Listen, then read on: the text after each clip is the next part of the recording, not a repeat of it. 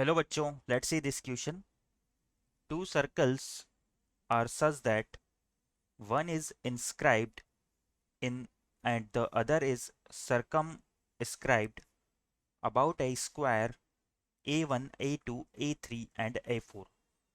If the length of each side of the square is A and P and Q are 2 points respectively on these sides on these circles, then modulus of sigma I equal to 4 to p ai square minus I equal to 1 to 4 sigma q ai square is equal to option A square by 4, option B A square by 2, option C A square and option D 2A square.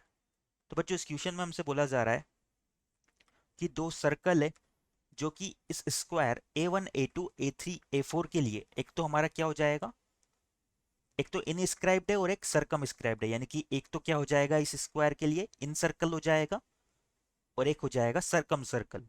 Now हमें क्या करना है, इस square की side की length को ए लेना है और पी एंड क्यू हमें इन सर्कल पे कोई दो पॉइंट्स लेने हैं और हमें इस एक्सप्रेशन की वैल्यू फाइंड आउट करनी है। ये एक्सप्रेशन हमें क्या बोल रहा है, पी ए आई यानी कि P A one plus P A two plus P A three plus P A four, यानी कि पॉइंट पी की जो कि सर्कल पे सिचुएटेड है, इस पॉइंट की A1, A2, A3 और A4 इन चारों से क्या करनी है, डिस्टेंस फाइंड आउट करके उनका डिस्टेंस का स्क्वायर लेना है और फिर उनका सम लेना है। इसी तरह से पॉइंट क्यू की भी हम क्या करनी है, इन चारों पॉइंट से डिस्टेंस फाइंड आउट करनी है, उस डिस्टेंस का स्क्वायर लेते हुए फिर सम करना है और इन दोनों का डिफरेंस फाइंड आउट करना है, डिफरेंस का मॉड्यूलस फाइंड आउट करना है, यानी कि पॉजिटिव वैल्यू आ जाएगी हमारी एक। तो यह हमारा क्वेश्चन है। क्वेश्चन पे प्रोसीड करने से पहले हम इससे रिलेटेड हमारा की कंसेप्ट देख लेते हैं। तो बच्चों की कंसेप्ट में हम देखेंगे कि किसी स्क्वायर के लिए ये सरकम सर्कल और इन सर्कल की कंडीशंस क्या हो सकती है। तो यहाँ पर हम मान लेते हैं let A B C D is square. अगर ए बी सी डी हमारा स्क्वायर है तो अगर इसे हम ड्रॉ करें तो बच्चों कुछ इस तरह से होगा।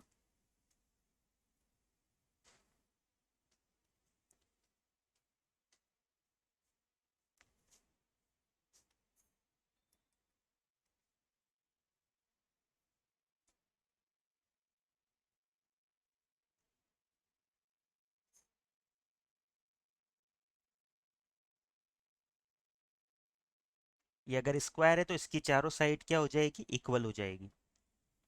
तो यहाँ पर हम मान लेते हैं let A B C D is square of side length B, यानी कि इसकी साइड्स की लेंथ हमारी क्या है, बी के इक्वल है ना। इसके लिए हम सरकम सर्कल और इन सर्कल को ड्रॉ करने की कोशिश करते हैं। अगर इन सर्कल को हम ड्रॉ करें तो बच्चों इन सर्कल की एक प्रॉपर्टी होती है कि वो क्या करेगा, इस स्क्वायर के जिन पॉइंट पर टच करेगा वो पॉइंट क्या हो जाएंगे हमारे। सपोज ये स्क्वायर को पहली बात तो चारों साइड पे टच करेगा, यानी कि 4 पॉइंट पे टोटल टच करेगा। इन पॉइंट्स को अगर मैं P, Q, R and S नाम दूं तो ये पॉइंट के लिए हम बोल सकते हैं कि जो हमारा पी ए है ये क्या हो जाएगा, इस ए डी लेंथ का हाफ हो जाएगा, यानी कि पी ए किसके इक्वल होगा, स्मॉल बी के इक्वल होगा, स्मॉल बी बाई टू के इक्वल होगा। इसे हम कैसे फाइंड आउट कर सकते हैं। नो इसके लिए देखो बच्चों यहाँ पर ये हमारा सर्कल है और पॉइंट ए से हम क्या बोल सकते हैं कि ये जो ए डी लाइन है हमारी और ये ए बी लाइन है, ये दोनों इस सर्कल के लिए टेंजेंट का काम कर रही है। अगर ये टेंजेंट का काम कर रही है तो यहाँ से ए पी और ए एस भी इस सर्कल पे टेंजेंट हो जाएगी। तो किसी भी सर्कल पे हम जब आउटसाइड पॉइंट से टेंजेंट ड्रॉ करते हैं तो उन दोनों टेंजेंट की लेंथ इक्वल होती है। तो यहाँ से हम बोल सकते हैं कि हमारा ए पी इक्वल होगा ए एस के। अगर ये दोनों लेंथ इक्वल है तो ये दोनों लेंथ किसके इक्वल है, बी बाई टू के। तो यहाँ से हम लिख सकते हैं पी की जो हमारी पी ए लेंथ है ये किसके इक्वल हो जाएगी, बी बाई टू के। नाउ मैं इसके लिए सरकम सर्कल भी ड्रॉ कर लेता हूँ। सरकम सर्कल क्या होगा, इसके चारों वर्टेक्स से पास होगा तो कुछ इस तरह से हो जाएगा।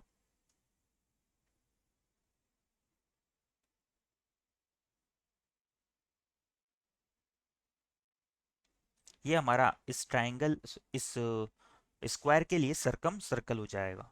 ये हमारी कंडीशन बनेगी इस क्वेश्चन के रिगार्डिंग। नाउ हमारे क्वेश्चन पे हम प्रोसीड करते हैं।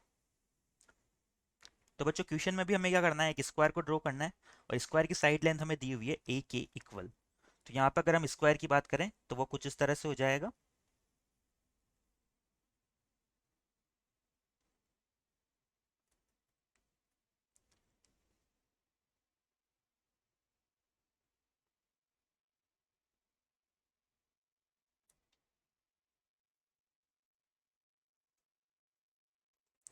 ये हमारा सपोज एक स्क्वायर है।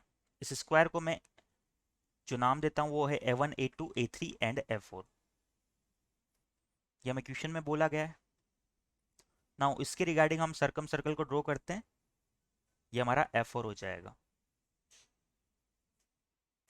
ये हमारा इसके लिए सरकम सर्कल हो गया। इसी स्क्वायर के लिए हमें एक इन सर्कल भी ड्रॉ करना है। तो सपोज ये हमारा इस स्क्वायर के लिए इन सर्कल हो जाता है।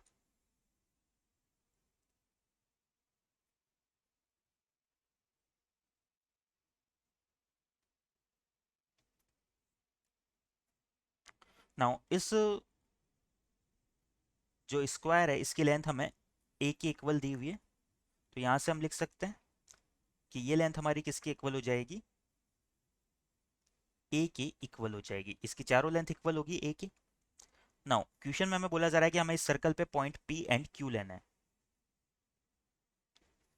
तो पी तो हमें इनस्क्राइब वाले सर्कल पे लेना है और क्यू आउटसाइड वाले सर्कल पे लेना है।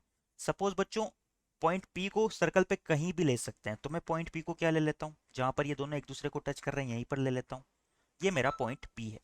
इसी तरह से अगर पॉइंट क्यू की बात करें तो पॉइंट क्यू को भी इस आउटसाइड वाले सर्कल पे हम कहीं पर भी ले सकते हैं। तो सपोज मैंने इस पॉइंट क्यू को क्या ले लिया, इस पॉइंट A1 से ही सिचुएटेड करवा दिया। तो यहां पर हम लिख सकते हैं let point Q is coincide with A1 and point P is situated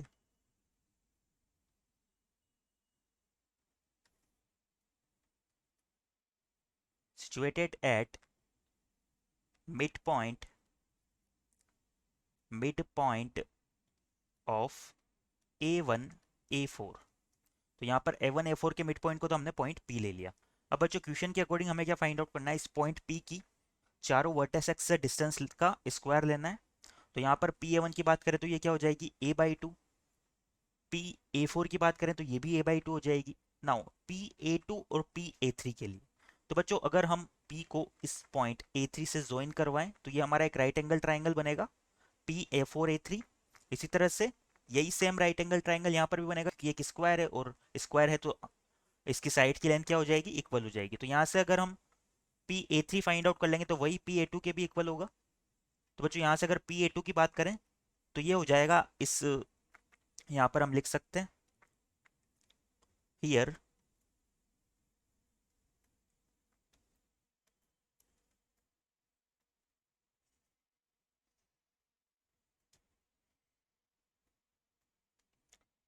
PA1 A2 is right angle triangle।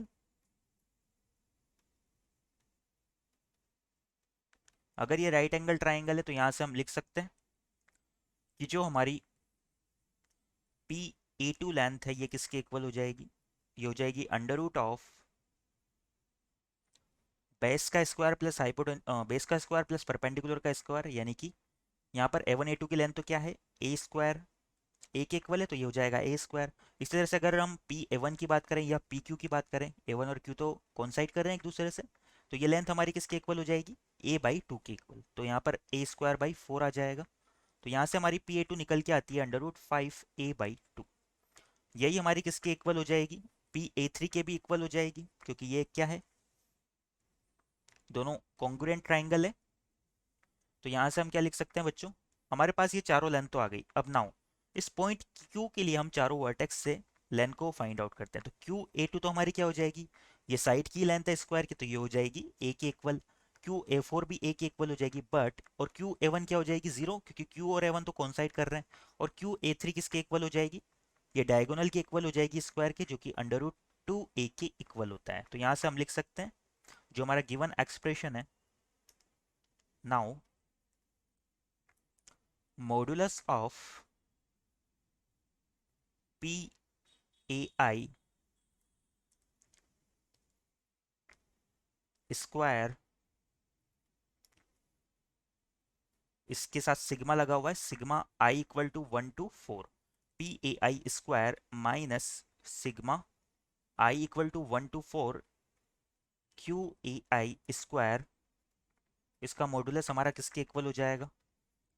तो यहाँ से हम लिख सकते हैं ये हो जाएगा मॉडुलस के अंदर P A one square plus P A two square plus P A three square plus P A four square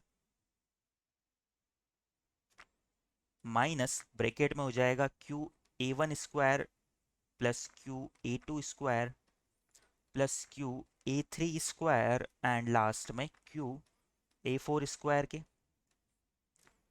इसे सिंप्लीफाई करें अगर तो ये हमारा निकल के आता है पी ए वन हमारा किसके इक्वल है, ए बाई टू, तो ये हो जाएगा modulus of A square by four plus P A two, अभी भी हमने देखा था ये root five A by two के इक्वल आया था, तो ये हो जाएगा five A square by four. P A three भी इसी के इक्वल है five A square by four के, प्लस पी ए फोर हमारा फिर से क्या आ जाएगा A square by four, minus में क्यू और ए वन आपस में कॉन्साइड कर रहे हैं तो ये तो हो जाएगा zero, plus Q A two हमारा हो जाएगा A square plus Q A three क्या हो जाएगा, ये स्क्वायर के डायगोनल के इक्वल होगा जो कि रूट टू ए के इक्वल होता है, तो इसका स्क्वायर हमारा हो जाएगा two A square plus Q A four की बात करें तो ये हमारा इक्वल हो जाता है फिर से ए स्क्वायर के। इन्हें सिंप्लीफाई करें अगर तो ये हो जाएगा five plus five 10 and two 12, 12 A square divide by four which is equal to 3 A square, minus में यहाँ से आ जाएगा 4 ए स्क्वायर, यह आ जाएगा modulus of minus A square which is equal to A square. यही हमारा इस क्वेश्चन के रिगार्डिंग फाइनल आंसर हो जाएगा। एक बार हमारे ऑप्शंस देख लेते हैं हम।